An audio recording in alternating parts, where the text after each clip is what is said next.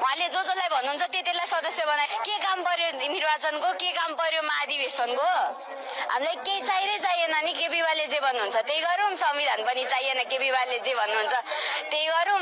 मैले केही क्राइम गरेँ, केपीवाको मान्छेले केही क्राइम गर्यो भने म चाहिँ 10 वर्ष जेल बस्छु, केपीवाको मान्छे 10 दिनमै फुत्केर आउँछ। न्यायपालिकाको के काम, हामीलाई संसदको के काम? जे केपीवाले जे भन्नुहुन्छ त्यही गरिदिउँ।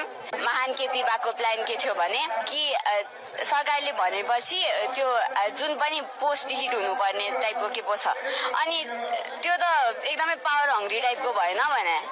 आफ्नो विरोधमा कसैले केही भनिदियो भने ट्याक्क लाउने, डिलिट हानिदिने। आफ्नो विरोधमा कसैले केही भन्न पनि पाउँदैन। आफू एउटा soul supreme leader North Korean टाइपको डिक्टेटरसिप भएन त्यो?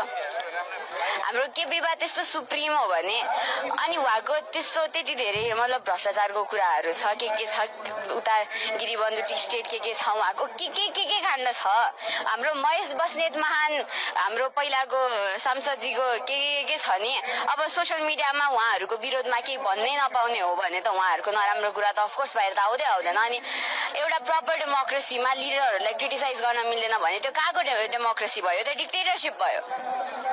हामीले यति दुःख गरी लिएर आएको हामी भन्दा पनि अब हाम्रो पुर्खाहरूले, म त जन्मेन थिइनँ कि दुःख गरेर लिएर आएको डेमोक्रेसीको के अर्थ भयो?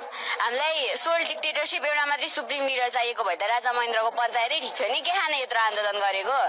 आफ्नै कुराको कन्ट्रडिक्सन नगरौँ न हौ केपीवा।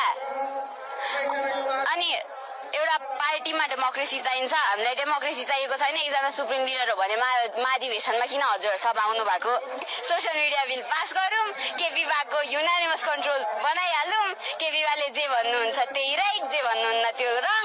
केपीवाले भन्यो भने जे पनि राइट, हामीले भन्यो भने जे पनि रङ। बच्चाहरू काम छैन, उद्देश्य छैन, रिसाको बच्चाहरू जे पनि गर्छन् भन्नुहुन्छ।